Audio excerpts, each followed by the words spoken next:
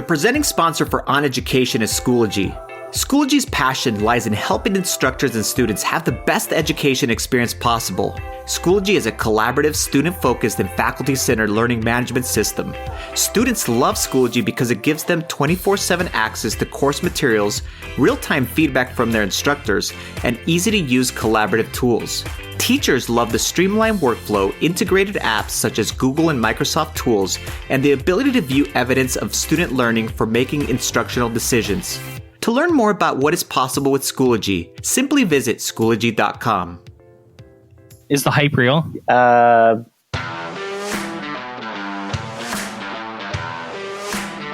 Welcome to OnEducation. I'm Mike Washburn. And I'm Glen Irvin. Friends, we have an awesome pod for you today. We will discuss gamifying professional development, the current state of educational technology, the release of Scratch 3.0, and what that means for you. And our guest this week is an amazing educator, Ben Kelly. So you have Bird Box on this, and I actually haven't seen it yet, but obviously you have, or you wouldn't have wrote it on here. Yes. Is it good? Is it as good? Is the hype real? Well, it's like the hype is on both sides of whether it's really, really good or if it's not as good as advertised. But 45 million people watched it, so it must be pretty good. That's a real number. Well, the one thing that I was interested about that is that really that happened within a short time period as far as how many people watched it and how many people have rewatched the entire show, and then how much people are talking about it. So I think it's interesting just to think about how things like Netflix or Amazon Prime or all of those kinds of channels, I guess we want to call them, or those companies have pushed out movie quality stuff, and people are watching it. You know what I mean? So, I mean, and Sandra Bullock, I think, does an amazing job in it, and it's an interesting story. It's kind of creepy, but not too creepy, because I'm not into too creepy. And I thought it was like if I was at the movies. So that's how I felt. So, you know, any of the hyper criticism for it, it's like, well, I've seen a lot of movies at the actual theater that were not that good. And this was just turning on Netflix and then being able to watch it directly from my home. So I thought that was awesome as far as their ability to put together shows now. I mean, that's pretty powerful. Not only the series kind of shows, but actual movies themselves. This is a movie, right? Yes, you should watch it. It's an almost 2-hour movie. Okay. And then you'll have to let me know because of what you think. There's a lot of people that are criticizing, I don't know, all these different aspects of the show itself, because it's a combination of apocalyptic, sci-fi, kind of there's something, an entity out there, but you don't know what the entity actually is, kind of that thing. So that's the part that people are criticizing. The part that I'm amazed about, though, is you have Sandra Bullock in this show that she does an amazing job on, and this is on Netflix. You just turn it on, you watch a high quality movie that everybody is having a discussion about just right from that service. So I thought that's pretty amazing. These services, man. Did you know, actually, it's not on our agenda, but did you know that Netflix is the number one income generator for the App Store? No, I did not know that. So for the iOS App Store, you're talking about? Yeah. So because of the subscriptions, so people pay their subscriptions through the App Store system. Sure. And Apple takes a cut, and Netflix is trying to get out of that because obviously, that cut is huge. Something like $250 million a year. That's crazy. Wow, that's some big money there in subscription revenue. Like, this is just Apple's portion of that revenue is absolutely gigantic. Like, it would make $250,000 would make a substantial difference to, even Apple, who, make obviously a truckload of money. But no, these services are a real deal, and they move the needle on entertainment in lots of ways. Have you tried the, I know that there's this other thing, this narrative show where you can I'm gonna try it this week. We need to talk about that next week because I want to try it out. But one of my former students was kind of prepping me for it as far as telling me we were discussing it last night at this holiday party we had. And he was describing what it's like and how you make these decisions, and things that you would think would be insignificant types of decisions end up being these huge decisions. I'm like, okay, this is awesome. It sounds total RPG video games meets an actual movie. It is. So I'm like, okay, I'm really into that. And so we'll talk about that next week. Then. Awesome. And they did you know that they put Minecraft story mode on Netflix? I did not know that. No. And is that also a choose your own adventure? Yeah, so if you've never played, and it's Isaac was saying it's exactly the same as the game, because the game is more or less narrative driven, right? Like you decide things and then they act out what you decide. So I don't know if it was used as the experiment for this, but Minecraft story mode is on Netflix. Yeah, that's crazy. And you can literally just play it, which is wild. I haven't done it yet because we have it for PS4, and we've went through it. But I saw it there, and I'm like, "What is this? Is this literally just the cutscenes all put together into like a show?" Yeah. And Isaac was saying, "No, you use your remote or whatever to interact with it and make the decisions." Yeah. So it's the cross section of the entertainment industry. And I mean, it's been coming already. And we know that just from the way that video games are basically, kind of these movies now. Yeah. So it's the cross section between, this kind of entertainment industry where it was movies and videos and those kinds of things. And then being able to make decisions like in video games and then pushing them together. I love that idea. Absolutely. Absolutely. So speaking of actually going from gamifying movies to gamifying professional development, this is actually a pretty interesting. We actually talked to Damon from Aludo, who made a really good blog post on our website, and you should totally go read about what Damon and Aludo are doing for gamifying PD, because they are definitely part of the group that's leading the charge on this. But tell us about this article that is about gamifying professional development.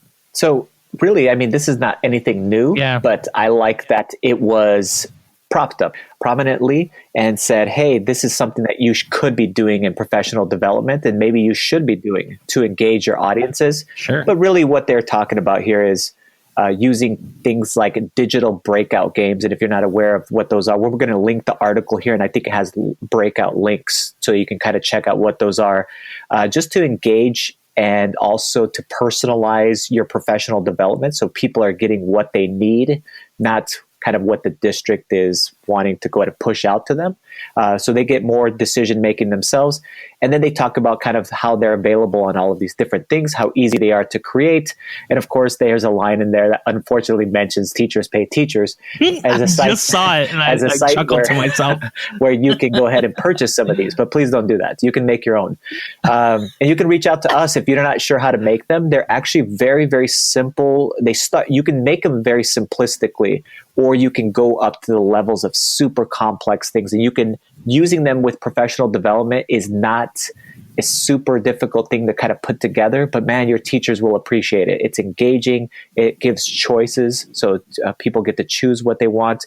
And then in the end, because they were immersed in the experience, are going to get way more out of it than just, let's say, some sit and get experience. So we're going to make sure we link this article, because I think using these kind of experiences versus what has normally been professional development is a lot of improvement. And they spend a lot of time in this article talking about badging as well, which we've spent a lot of time on, especially in the spring and in the summer of last year with Noah. We talked to Noah a lot, Noah Geisel, about badges, and we've talked about credentials and achievements. And these are things that, especially as you and I in particular, and our age group, these mid 30-year-old folks that are now professionals and educators and have jobs, and but we grew up, at the start of the gaming kind of breakout kind of era, and we respond to achievements and credentials and little mini, awards. And we know this. We know that this is what motivates us. It's why, World of Warcraft and every game has like achievements, and Xbox had like the most popular thing about Xbox that part of its reason for growing was its achievement system. Yeah, totally. And we know that this stuff works, and it works on people who are older and older, because, well, frankly, just people are getting older but are comfortable with this idea that these can be meaningful. And so now you're seeing that badging and credentials and achievements work in professional development, because the kids from the 90s are now working professionals. And so yes, and badging and micro credentialing are not going to go away. This is something that this is where everything is headed towards. So you can get ahead of the curve, basically by saying, "Hey, we're going to adopt some of these methods and then use them in just locally professional development." But this is going to be kind of it will be a global movement 100%. As far as micro credentialing and badges. When we talk to those expert people, 10 years from now, we're going to be like, how did we not know this, that, this movement was actually coming? Because it is going to come. Absolutely. We should touch on this other issue, this article about yes, harassment in esports. It's something that's been on my mind lately. I sent out a little Twitter and had some conversations about harassment after I read an article, and this is the same one that we're going to link in the show notes, and the one that Glen had put in the outline, about an Overwatch player and harassment. And it's been since like the story evolved, and it's been really quite crazy. It turned out that a very popular top player was faking being a female player. And then that female player, though, before we knew the identity of the person who was pretending to be her, was constantly harassed and threatened to be doxxed, to be like digitally harassed. And man, what a mess! What an absolute mess! I tell you, it makes. It makes, if we thought that the female gaming environment was toxic to begin with, which it absolutely is, it is not a safe space for females, and that's a giant problem. And I think that this made it exponentially worse. I think that now what you're going to have is, when you do have legitimate females who are legitimately good at esports, now they're going to have to just prove their existence. The fact that they are who they say they are by, some way. There's going to be this extra level of vetting for females that shouldn't exist, simply because this idiot decided to fake being a female as some sort of quote unquote social experiment. I'm really pretty pissed off about this whole story, and it's not about whether this person was fake or not. I mean, who cares whether Ellie was Ellie? I don't, and it shouldn't matter.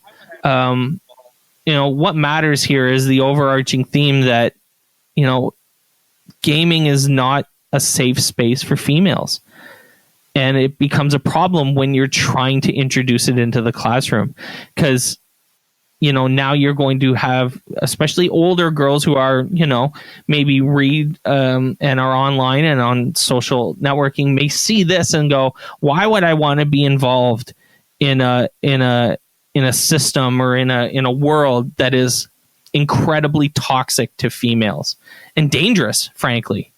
Why would I want to even dip my toes in that water? It's not worth it. You know what? The great part, though, and I think we're going to get beyond this point, as we do with a lot of things. I mean, it's good that we brought it out into, like you said, there's going to be a point of toxicity, and this is not going to be it is not a good environment right now, but at least we can grow from this point. And what the best part, I think, is that esports are the great equalizer between genders.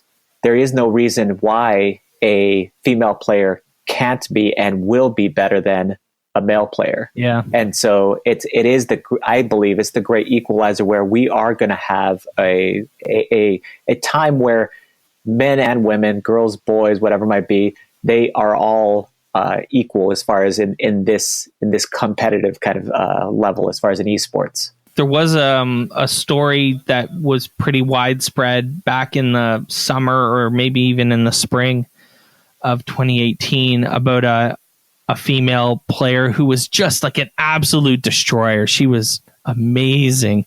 And the narrative that was most widely distributed about this was that there was no way she could have been female.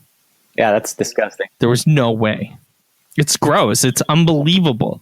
But that was it wasn't just look at how awesome she is. She's going to be a pro player. She's going to be on one of these Overwatch teams or whatever.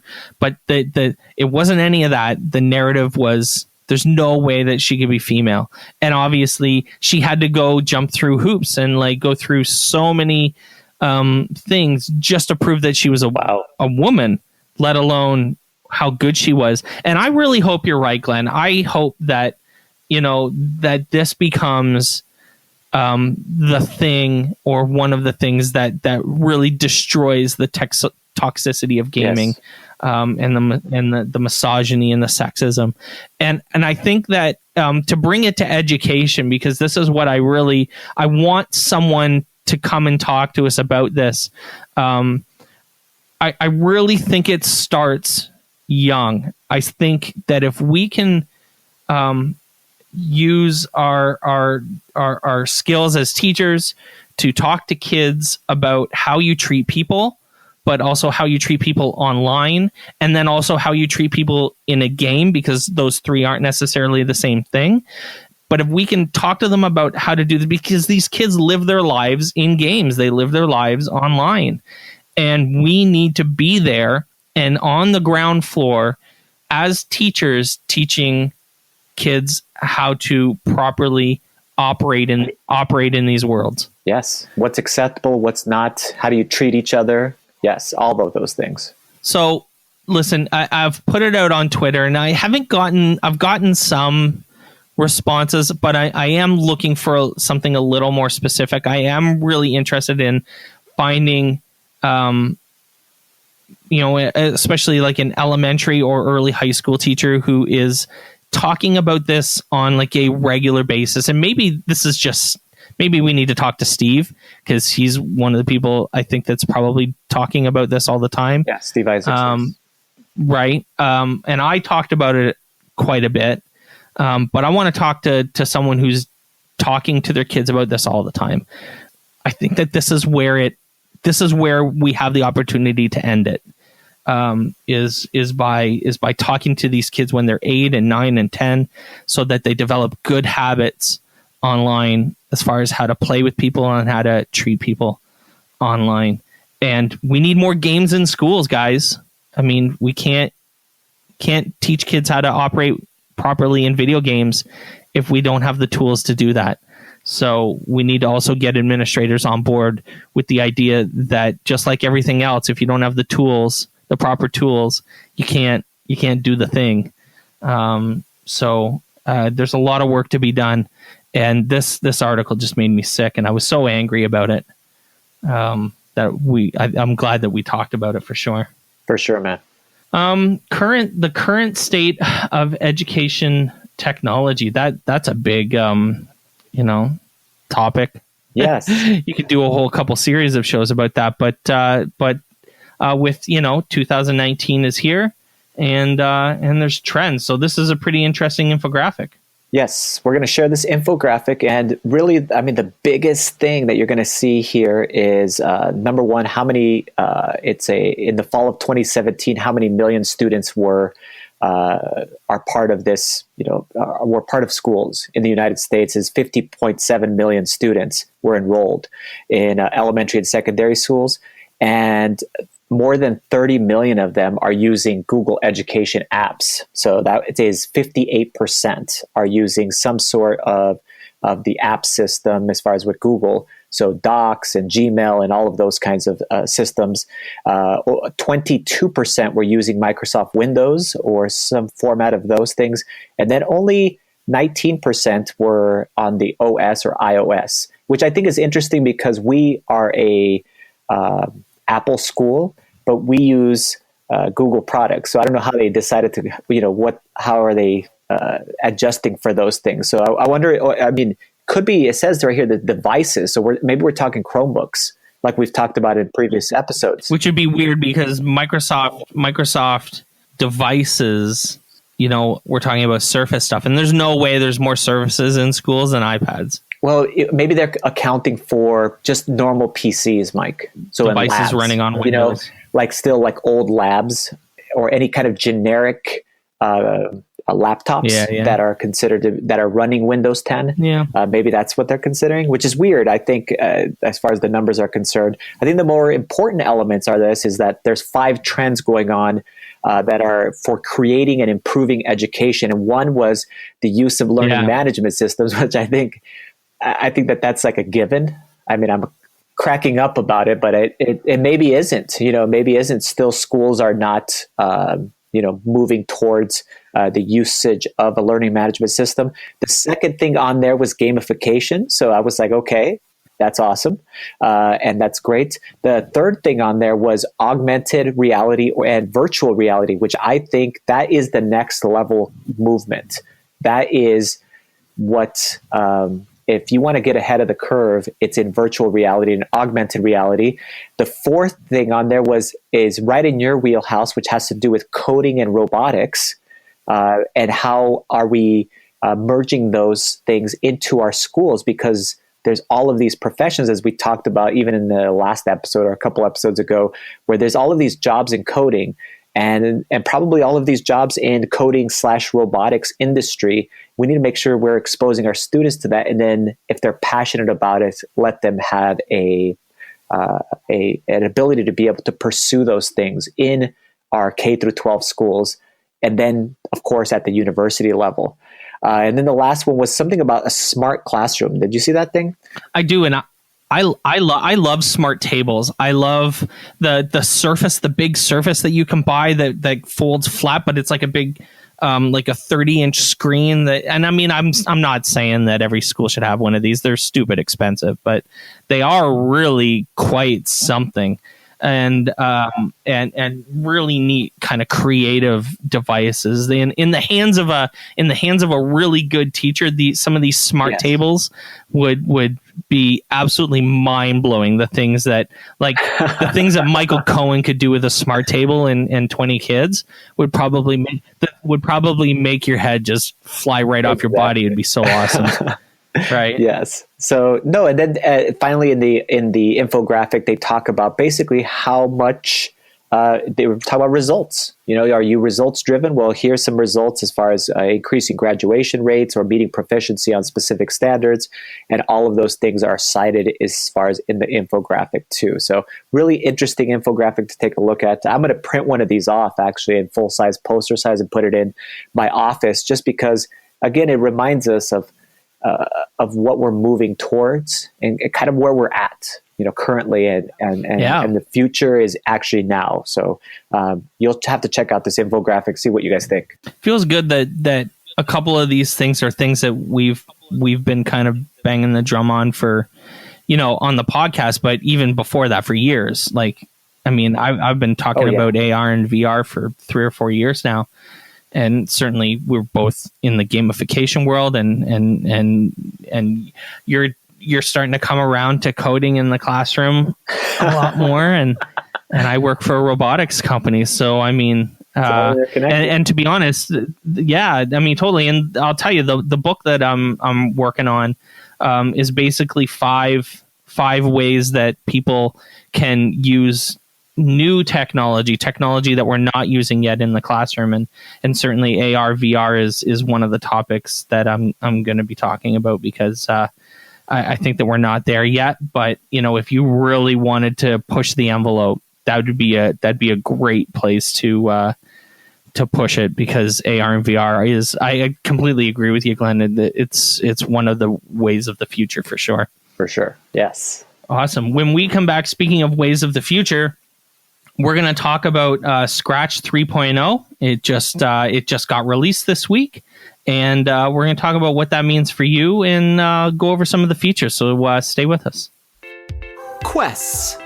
One of Classcraft's most popular features, with over 100,000 lessons created by teachers and 3 million learning objectives completed by students so far, is now part of Classcraft's free offerings. In 2019, your students won't just be learning multiplication, chemistry, or any other content. They'll be saving the kingdom. Transform your lessons into adventures with Quests today. Visit classcraft.com for more information. All right, welcome back to the podcast, everyone. This is a big week for the folks over at Scratch 3.0. I feel like I've been waiting for Scratch 3.0 for at least a year. But Scratch 3.0 was officially released this week. And it's pretty nice, Glenn. Yeah, no, I mean, everything that I've been reading about it speaks volumes. Is basically pushing it to new levels. Is that kind of what you're reading and what you're as far as familiar with, as far as being able to use more creativity or give students the ability to do more things within the platform? Right. One of the coolest. So first off, the nuts and the bolts of this thing, the look and the feel is a lot more modern. They've definitely modernized the user interface, which was I'm a bit of a UI snob, so I really like the way it looks now, in terms of the way the blocks look, and just even like the colors are a little bit nicer, not as harsh. It's a really nice upgrade from a look and feel standpoint. Yes. But there are some really interesting new features that are probably worth talking about. The big one for me was these extensions. So for the longest time, people have been able to, like, Scratch is open source. So you've been able to take the Scratch code and then modify it in whatever way you want it. That's why you see Scratch being used as the interface to program, in particular, robots. Yes. Things like MakeBlock robots, like MBot, and even things like there's a whole bunch of other systems that use Scratch as the base system for programming. Yeah. And you've been always able to do that. But what they've done now is they've actually included what are called extensions. And they're built right into the Scratch user interface. So when you click on the extensions menu, you go into this whole extra collection of coding blocks that are purpose-built for whoever made the extension. There are a couple in there now. I believe Lego has a Scratch 3.0 extension. Oh, that's awesome. And Microbit, which is a little kind of Raspberry Pi programmable board, has a Scratch 3.0 extension. And so this is really cool. It's a really neat opportunity for companies that are using Scratch with their devices to make their platform and even their devices potentially more accessible. They have the ability to program custom blocks. And this library is going to grow as people, frankly, That's to be awesome. honest, as people like me in the world that I'm in now start building extensions. Like I'm in the position now where I'm literally going to be looking into doing this. But you can see the value that would add, right? It's going to be pretty interesting. Yeah, so I'm going to ask you, as far as on the student side, is it pretty seamless then to use these extensions? Just basically a click of a button, it opens up some new abilities to be able to program specific things like the Lego or the microbits? It seems like it. It seems like something where you can literally just click on the extension area and then click on the extension that you want to use. And then it shows the kind of the code library associated with that extension. and then you just pull the blocks out just like you would with any other Scratch. And this extension library is built again right into the interface, so you don't have to add anything. You don't have to install an add-on. You don't have to do like what you have to do with the MBot or with Cody Rocky or any of the other make block robots. You don't have to install a second version of Scratch basically as a client. You can literally just click on the extension library and then click on the extension that you want, and you've got all of the blocks that you need for that extension, for that whatever that tool is or device or whatever. So this makes it more engaging, I would believe, for students, because you're not just programming something that's on a digital kind of interface, creating something on your screen, right, but you're actually creating code to make something happen in the real world, for example, with these robots. Yeah. Which I would believe that's a real world application. I mean, those kinds of things are happening all the time. Coders are making programs to specifically make machinery do certain things. Yeah, I mean, you can make a microbit, for example, do almost anything, right? It's basically a little Raspberry Pi board that you can program to do whatever the heck you want it to do. Raspberry Pis are pretty programmable. And now the idea that you can use Scratch to program it, and you don't have to install anything else. From a school district perspective, this is amazing because can all be done through the web interface. Like you don't have to you don't even have to install any more clients, which is always a thing, right? Is just getting the IT department, and when you're in a big like a big school board or a big district, I mean, potentially deploying a new client somewhere means pushing it to hundreds, if not even thousands of devices. And so getting a new client installed on a device is like pulling teeth. And it should be, to be honest. I get it. I get the complexities around that. So having these extensions where you can just click on it and then do whatever you were going to do is frankly, it's absolutely fantastic. So Scratch 3.0, we're going to link to the two articles we used as kind of information or reference for this. And if you're into coding, I mean, if you've been using Scratch before, boy oh boy, I think you're going to be really happy with this. I've been playing around with it outside, through other resources I have, and I've loved it. I think it looks great. I'm really excited about it. And I have no doubt that if you're someone who's used Scratch a lot, you're going to be pretty happy with what you got here. So when we come back, we're going to be joined by Ben Kelly, and we're going to talk about Minecraft.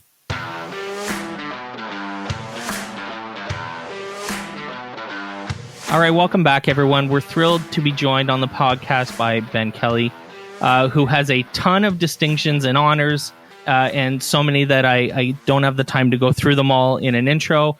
So let's just say he's pretty great. Ben is from Moncton, New Brunswick, and he's a global Minecraft mentor. Welcome to the podcast, Ben Kelly. It's great to be here, guys. I love podcasts, and it's nice to be on one for a change. Awesome. Ben, can you just introduce yourself? Like Glen and I know you, but I mean, we have lots of listeners. So introduce yourself to our listeners, who you are and what you do. I teach at a tiny rural school just south of Moncton called Caledonia Regional. I teach grades 6 to 12 technology. That wasn't enough for me, so I decided to get involved in a few other aspects of teaching, which involved maybe, I guess, Apple. I got involved with Apple Distinguished Educators, Microsoft as well, and through the Microsoft channels, I became a global Minecraft mentor. Nice. Awesome. So Ben, we're going to link all the amazing Minecraft worlds you've built over the last few years in the show notes for people to check out. But I'm wondering if you could talk a little bit about how you get the inspiration for these amazing projects, and maybe if you can think of one or a story of how it actually came together. Sure. They all have their own little story, every single one of them. Some come from real life and some come from, media and stuff you see on TV. the one that comes to mind right away is my wife and I were in a phase of our lives where we loved watching home and garden television. I think everyone goes through that phase, and some people are still in that phase. But we loved watching home and garden television, and there was one show on there called, I think it was Dream Home Makeover or Extreme Home Makeover. So I remember watching that, and then one day, again, it's the skill I have, I guess, is putting two things together. So I had the Minecraft in my head. I was working on Minecraft. This show came on, and I said, well, wait a minute. Everyone's favorite activity when they enter Minecraft for the first time is to build a house. That's what they all flock to. That's what trainers get you to do. So I said, well, why don't we take that same concept and why don't we build a house with a purpose? So what I did was I invented 8 fake families that have all suffered horrible tragedies. Not horrible enough to keep you out of the classroom, like school-appropriate tragedies. So for instance, maybe one family lost their father in a mine explosion when a creeper accidentally blew up or something like that. So they're moderate tragedies in the family's lives. And of course, you have some people that are left over after the tragedy. So I made these little cards with the 8 different families, and the kids get these cards, and using empathy and creativity, they build a dream home for the survivors or for the people who have come through. So it's really my most popular lesson online. And again, it stemmed from the fact that we loved home and garden television. Yes. And I like the concept, and I'm all about putting empathy in our classrooms. So now we have an empathy education lesson where students around the country and the world can take these little cards and build dream homes for these, I guess, tragedy survivors. Love this That's idea. awesome. Amazing. So one of your projects is called the Sustainability Shuffle, and we've talked on Twitter about this, and it's definitely one of your bigger projects. It's actually a pretty massive global project, a global undertaking, I should say, even. And I bet we have some folks that would love to hear more about that. So tell us, everything you want to share about the Sustainability Shuffle project. Sure. So it originated, I was doing an Apple training at an Apple event, and one of the teachers that was learning Minecraft at this Apple event asked me, is it possible to share a world file with the teacher down the hall? And instead of just saying yes and moving on, I stopped, and it really took me off my feet for a second. And I said, well, my answer was, why stop there? Why stop with the teacher down the hall? Why don't we share this world file like worldwide? But then it came to the question, like I left that Apple event and I was thinking for maybe a week or two, and it came to the point of what's truly a global topic? What topic could you really share to every corner of this earth and it would actually matter and fit into schools? So without hesitation, I found these Sustainable Development Goals by the United Nations. There's 17 of them. So I got to work. And the first step was finding a world file with 17 villages. So that was hard to do, but I found one. So it's got 17 villages in it. Each village corresponds to a Sustainable Development Goal. So what happens is you get this world file as a teacher in your classroom in, say, Saudi Arabia, and your kids pick 2 to 3 of the goals, or 1 to 3 of the goals. So what you do is you build massive solutions for the goals around the villages. So you could have a USA project next to Japan. You could have Canada next to Italy and France. So around these villages, you have massive builds of solutions that kids all around the world from kindergarten to post-secondary education have thought of. And then in the village, you throw up facts. So you throw up information about your schools, what really applies to you. For instance, Ireland went all about bees and farming. So the Irish build was all bees and farming, which applied to them. So what I'm really seeing as this project goes on now, it's now in year 2, and I'm seeing wherever the project stops, whatever country they're in, the kids always build something that applies to them. It's really neat. They don't really think about others. They think about their local circumstances, and they start to build around those villages. So we have hundreds of solutions built around 17 villages in the same Minecraft world. And of course, the dream would be at some point to show the United Nations in New York, all of these students built, all of the thought that has gone into these solutions. So it's using game-based learning to build solutions for the Sustainable Development Goals. So I guess I'm just curious logistically. So do they save the project after they've worked on it, and then it goes back into you, and then you hand it out to the next group? Yeah. So that it just keeps going, but it's always updated. Is that how it works? Yeah. So my role, and it sounds like a huge undertaking to take care of in your spare time, but really behind the curtain, my role is to give it out. Like right now, it's in the Netherlands, and it's just come from Saudi Arabia to the Netherlands to New York City. It's moving very quickly. But when I get it at the end of their time, they usually get 2 weeks. When I get it, I check to make sure there's no damage, because the number one rule is if you damage another country's build, we have to skip your country, which is a harsh punishment, but it's actually a pretty good punishment in the fact that it makes sense. So I check for damage. I go through every one of the builds over and over again. So you can imagine I've seen these hundreds of times at this point. Yeah. And then I package it all together. And the mode that we use to move the world from one place, the world file from one place to another, is either Google Drive or, of course, Microsoft's storage. So it's working. The file's 300 megs right now. It started out at 150. So we have 150 megabytes of student solutions built into this world. And it keeps moving. It keeps going. It's 2 weeks sounds like a long time, but it's really not. It's every time you blink, it's moving to another country. The biggest thing for me internationally is in Atlantic Canada, we don't have a lot of different cultures. We don't. We're actually kind of still, I guess, 100% almost homogenous down here.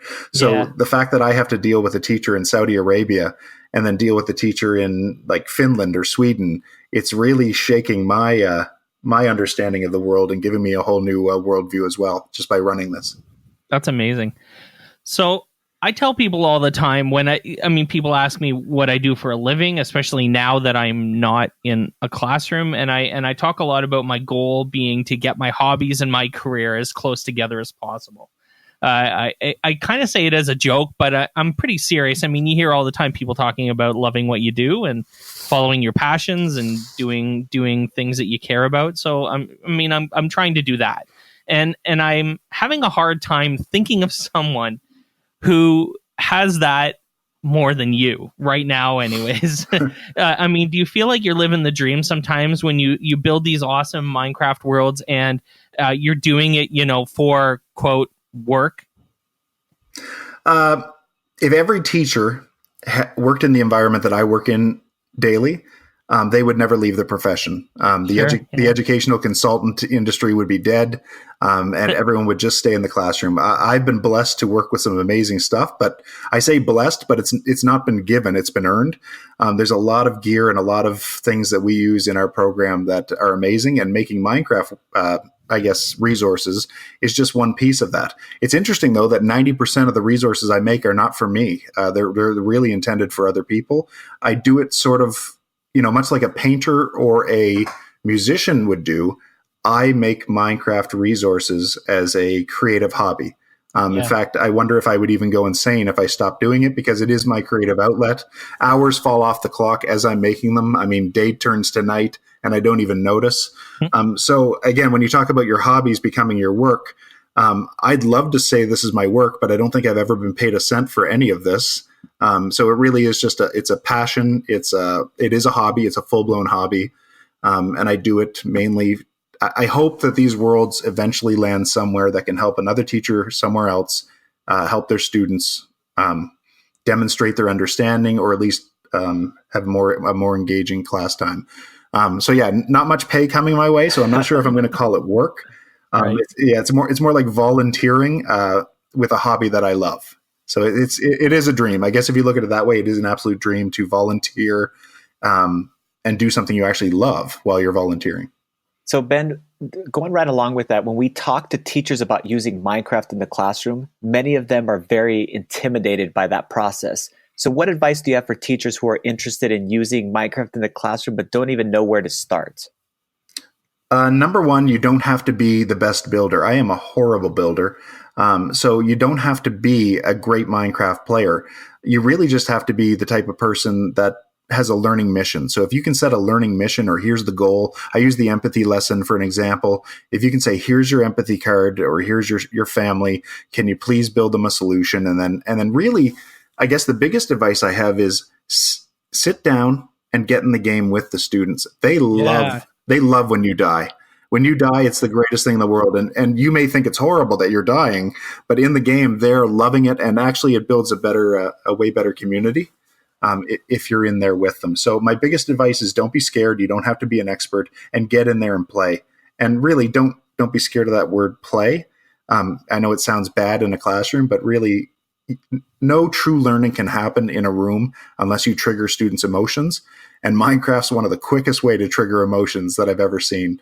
So get in there, trigger those emotions, and then use Minecraft, not so much to teach, but to allow your students another way to show their understanding of what you've just taught them or what you're talking about in class. Very well said. Love it. I mean, yeah, Glenn and I have talked so many times about how teachers need to actually play. You can't just like dump games-based learning on students and say, you guys go have fun. You know, it's ridiculous. And I, heaven forbid, but teachers will have fun too. And I know students for a fact love it when you die, and they don't care. Like, they don't see it as this teacher doesn't know what they're doing. They see it as this teacher's one of us. They're having fun and enjoying the time like we are. And that's, the frame of reference for what they have. And that's what you should be seeing it as too. Thanks, Ben. Thanks so much for joining us. This has been awesome. How can people get in? What is the best way for people to get in touch with you, or to make contact with you, or get to know you a little bit more? I'm very active on Twitter. That seems to be I tried to do Instagram last night, and I'm so confused by it that I reverted right back to Twitter.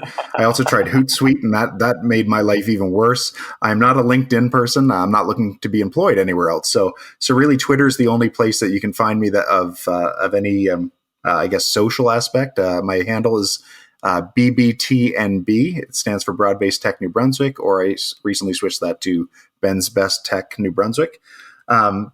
But yeah, Twitter's the best place to find me. I'm willing to help with anything Minecraft related. If you have any questions, if you need a podcast, for instance, I love podcasts. So feel free to follow up with another one, guys. And that is your best place to find me. And I have a website, which is conveniently bbtnb.com. And that's where all my Minecraft stuff is there. And you guys said you'd link to that. And there's a lot of cool stuff. There's a lot of cool lessons there. I'm working on one right now to do with the soccer team that was trapped in the Thailand cave. Oh, awesome. I actually got the location, built it in Minecraft, the real location, used the drawings from the divers to build the actual cave, put a soccer team in at the end of it, and students use chemistry. They actually use chemistry to build like underwater torches and things like that. And then they head into the cave and set up the rescue. So that's my newest project that I'm trudging through right now. You're a wizard. That's so cool. So yeah, we're going to share all of Ben's worlds on his page, the Sustainability Shuffle. We'll share how to get in touch with him on Twitter and all of that stuff, because there's a lot of really cool stuff here. And certainly if you were looking for the place to start, I don't think there would be any better way than by taking a look at some of the stuff that he's put together and just diving into that stuff. So awesome. Thanks again, Ben, for being on the show. Thanks. Wow. Thanks for listening to On Education. My name is Mike Washburn, and my co-host is Glen Irvin. Do you want to get in touch with us? Check out our website at oneducationpodcast.com. You can tweet us at oneducationpod. Glen is at IrvSpanish on Twitter.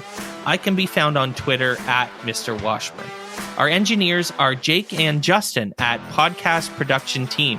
Check out their website at podcastproductionteam.com. You can find us on Facebook by visiting facebook.com/oneducationpod. If you're enjoying the show and think others would too, we'd be thrilled if you shared it with them. Please leave us a rating or review in Apple Podcasts or the Google Play Store. When you leave a rating, it gives our rankings a boost, and this helps others discover the show. We want to thank our presenting sponsor, Schoology, for supporting us. Check out Schoology.com to learn how they can help you advance what's possible. Thanks as always for listening.